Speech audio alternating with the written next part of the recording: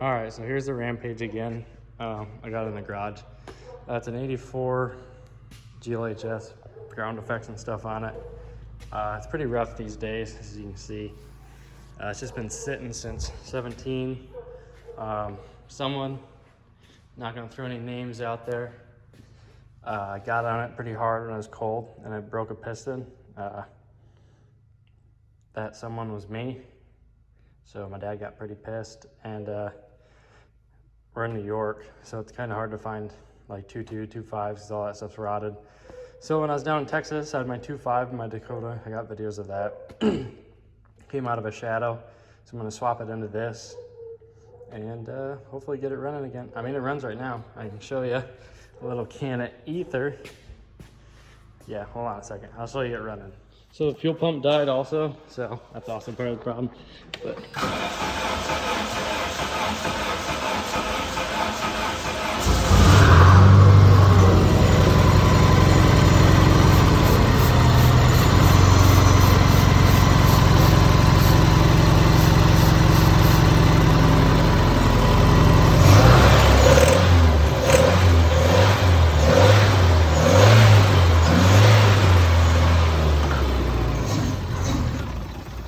so you can see all the blow by. I broke a piston. So my dad doesn't remember if this one was bored over or not, so we didn't know if it'd be savable. And plus it's a 2.2 and that's a 2.5, so it'll be a little bit of an upgrade. And not a huge deal, but it's something, and I know that one runs. But yeah, we're gonna tear this apart and then get working on that. Here's a little video under it. It's still fairly clean. You can see a lot of surface rust. It's been sitting a while. Got some heat shield on there. This must be the shifter cables. Yeah, he had this exhaust made at one of his buddy's shops. See all this? I mean, the floor's not bad, really anywhere. Definitely use some cleaning up, but it's really not that bad. Like front leaf spring hanger, kind of crusty, leaf springs, all this stuff. Need some undercoating on here, little wire wheel, but super clean. You can see the bottom of the bed right there. That's just some surface. Over here, you can see. Yeah, not bad at all. Definitely savable. Especially these are just getting more and more rare. People are asking crazy prices for just stock ones, asking like 4 or 5 grand, which I think is a bit much for 100 horsepower, but you know, is what it is. I don't know. I think this is the fuel filters on these. I gotta look, but it's either the wiring to it or it needs a fuel pump. But I can drop the tank, it's not a big deal. I wanna get the engine in first and then worry about this stuff. Just get it out of the way. Because my dad's at Reading right now, so I just have the weekend to get, he's at the NHRA race. So I have the weekend to get this done. So that's what I'm hoping to do. Tires are dry rotted. But yeah, hopefully I can get knocked out. Got the antifreeze drained, most of the wiring disconnected. Should be ready to pull out here pretty soon. All right, so here's the next update. I got the engine out. Had to pull the alternator off, and then kind of go put the front of the engine up in there, and then come out. I didn't pull the transmission, obviously. But yeah, everything's unhooked. Didn't snap any bolts, so that's pretty good. Pulled the radiator out. Needed to do that. All the turbo stuff that stayed on. But yeah, other than that, came out fairly easy. Just hooked it to the front.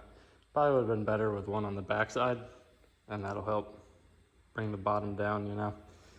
But hangs fairly straight enough to get it out this way. So now I'm gonna take this out, start pulling everything off this, put it on the other block. But yeah, that's where we're at. Take a look in the front. Tell it's been sitting a long time. All the corrosion and stuff on there. Still has all the plastic covers even. Ooh-wee. Ain't that something? I don't know. That's a stock flywheel. It's probably stock clutch. I don't know. Maybe not. I don't know what those marks are. I'd have to ask my dad, but yep, she's out. So I've ran into a little problem. Temperature sending unit goes here, and then the coolant line for the turbo. So these are liquid cooled turbos on these from the factory. This is a Garrett one. This one originally had a Mitsubishi on it, but they're both liquid cooled. So you got your oil feed. It goes off the right here. So I got to pull this out, put it on that oil pressure sensor or sending unit, and then the return goes into that hose in the bottom right here, and that's a metal tube that goes into the block itself. So on this one, since I did a return into the pan, because it wouldn't work for my turbo because I had an aftermarket turbo on my Dakota, and then these bolt holes aren't used so on the Dakota, so I got to clean all these out and stuff. They should be threaded. I'd imagine they just do all the threading and stuff. That's the same if it came in the truck or the car. Gotta change the oil pan. I mean, I don't have to, but this one's just kind of dirty.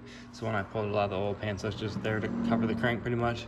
Use that one. This one has a counterbalancer deleted. I don't know if my dad did on that one.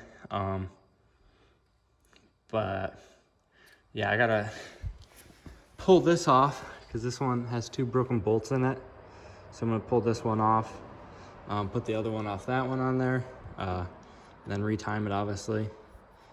This tensioner makes a little noise, so I'm gonna swap to that tensioner. Swap the alternator brackets, that one. This was an AC bracket, that's a non-AC bracket, so that one looks a little cleaner. I cut this one off, as you can see, and kind of smoothed it out as best I could. Also, this one never had a, Woodruff key in it to hold this, so it's kind of just eyeballing, which can be quite a few degrees off. So this one lacked a lot of bottom end when I was in the truck, till it came in to boost. But yeah, we got to clean these out, just swap everything over. And then, oh, that was the main thing I made this for. So the coolant line, so this is the feed to the coolant on the turbo. You see on this head, maybe you can see how it's smooth there. Since I wasn't running that and I didn't have a plug for that, I just welded it and ground it flush. So now I got to swap heads, so I need to order a head gasket. I'm probably just gonna do head bolts this time. I don't know how much they all cost. I'm sure it's pretty cheap. But yeah, that's why I had to do this video, to show you guys that. I'm just gonna swap that because I started pulling the intake and stuff off. I'm like, well, there's no point to doing that, because I came to the realization of that. So I'm gonna take this head, all the intake and everything. It's a little easier that way too, instead of, because some of those bolts are pretty hard to get to on the exhaust manifold. So we just plop that head on that block and then time it and everything. So yeah, and then all the front accessories. That water pump's new on this one, so I'm gonna keep that water pump. Got the sweet gold gears, cam gear, and counterbalancer gear. Not counterbalancer, counter shaft, or I think counter shaft. Whatever, that drives the distributor and the oil pump, I believe, on these. Yeah. This one has a smaller alternator, like that's the old style, the fins on the front of it. Oop, there it is. And yeah, these are kind of a pain in the ass to get off. That's why the bolts are snapped off in, because I used the puller, snapped the bolts. But the way I got it off is I took one of the old balancers off, one of those, the pulley, and you flip it around and then you can suck it out with that on there. So that's gonna give it a shot. I'm pretty sure I brought it with me, but I gotta go look. But yeah, that's where we're at. So as I was saying before, I didn't have a Woodruff key in the crank, and this pulley has some bolts broke off in it. So this is how I pull them. Hopefully you have a spare one of these laying around, because it does ding them up. If you don't run power steering, you'll probably be fine. I wouldn't do it if it's your good one, but just get some longer bolts and turn them around, keep adding washers. I tried normal pulleys and I just kept snapping the bolts off, or not normal pulleys, normal pullers, and I kept snapping the bolts off in it. So I came up with this. This seems to work the best for me. So see if I can repeat it on that one. And yeah, maybe find some new bolts that I didn't use to pull this one off. But yeah, it comes right off when you do it this way. It's a little tip. So I got the heads off both blocks. This is the 2.5 that's going in. Had a little rust up in there, but shouldn't be anything to worry about. You can see cylinder walls and stuff all look pretty. That's the cylinder that had it. This head gasket left a mess, so I got to clean all that up for. So I got to order one to put the other head on. This is the one, the 2.2 that was in it. All the pistons look good. Doesn't seem like it broke or melted one. One definitely has a broke ring or broken ringland or something. Usually they pop the crown off a little bit. This was a 25 over engine, you can see there. But yeah, the cylinder walls look better in this one than that one. So that kind of sucks, but probably could just put a piston in there or a ring or whatever it was, but I already got that one, I know it runs. This is the head off the 2.5. You can see, looks like it was burning some coolant, as you can see all the residue and stuff. I surfaced this head myself. You can see the cracks in between the valves. I knew that when I surfaced it. That one has a crack. But yeah, tell is freshly surfaced, kinda. But there's no signs of the head gasket leaking, so I'm pretty sure the head's cracked enough where it's leaking water. This is the head off the 2.2. That's gonna go on the 2.5. You can see there's a crack there. Looks like a hot spot for detonation. Oh, I just cleaned it off my finger, but you can see right there is burning hot. But yeah, I mean, this one ran fine until it didn't, so yeah. And I don't think that would cause the excessive smoking and stuff, so I'm pretty sure it's a piston or ring, like I was saying. This head's super clean too, you can see all this. But yeah, I gotta get a head gasket for this. Probably gonna reuse the bolts out of this one because they're probably better shape than the other ones. They're pretty tight. It cracked a socket getting it off this head. But yeah, that's where we're at. Should run decent, I think. If not, you can always rebuild that one, because we always wanted to go to a 2.5 anyways, just because why not, you know? It's bigger. No replacement for displacement, they say. But yeah, that's where we're at. Oh, I got to get this tube out for the oil drain on the turbo. I got that one out, welded a nut to it, got it spinning, then I could pry it out. I'm not sure what I'm gonna do with this yet. I'm gonna see if I can hopefully maybe get some vice grips on it and just wiggle it enough to pull it out. But if not, I might have to weld the nut and then just shorten the tube, cut it off where I welded it, and then pull it out. So this is pretty interesting, I didn't know. I had to pull the pickup tube out of this one and then put the oil pan on this one. So looks like the crank's been polished and balanced.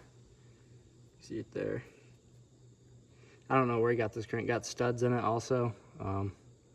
Looks like the rods have been reconditioned. Those look like aftermarket bolts. But yeah, I didn't know it had better stuff in the bottom end. I thought this was just stock for some reason. He probably told me what he had done to it, but that's that. So I don't know, maybe pull it apart and take a look at big gouge in that, but see what's going on there, because the bottom of the pistons look fine and there's nothing in the oil pan when I pulled it off. I have no clue what's going on with this thing, but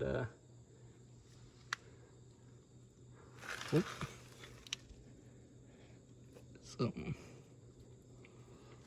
that bolt, I don't know what that bolt's to. Oh, that might be it's probably tapped for, I think that's the oil feed for the counterbalancer. That's what that bolt's to, I'm pretty sure.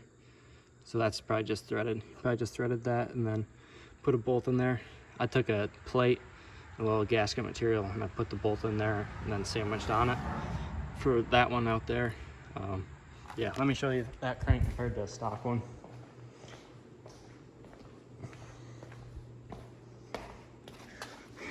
So you can see on this one, definitely not as clean and nice as that one. Stock bolts. That's what I was talking about right there. That's how I blocked off the oil passage there. This is a chunk of aluminum off the counterbalancer leg. I cut it and then just put a gasket material underneath it. And I just filled the hole in with weld. That looks a little better over there with just the bolt, but That's what I thought of at the time. I also got this tube in. I just put vice grips on it and was able to twist it out. Yeah, got the pickup tube on this one now. And then I got a brand new oil pan gasket because I knew I was gonna do this when I got here. Clean all this up with some brake clean and stuff, put a little silicone to hold it, put the oil pan on, and then I'm gonna put it in the Rampage like this, no head on it, just oil pan and stuff, and then piece it all together. I'm just gonna set the head on it just to get it out of the way. Order the gasket, those, and reuse those bolts, even though you're not supposed to. It says in the owner's manual not to, but that's what we're gonna do because, I mean, this is just stock bottom end. No reason to put a bunch of time and stuff into it. And then I gotta clean the deck surface off. Okay, so for the final update, I tried putting it in the car, but it's kind of a pain in the ass by yourself. So I'm gonna wait till my dad gets back and then we'll put it in. Heads off.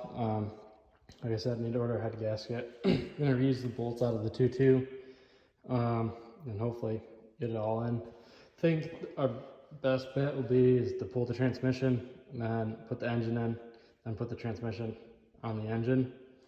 Because I was fighting it and it was a pain in the ass. So I just took it out, pushed everything out. But yeah, that's where we're at. I'll do an update once we get back to it.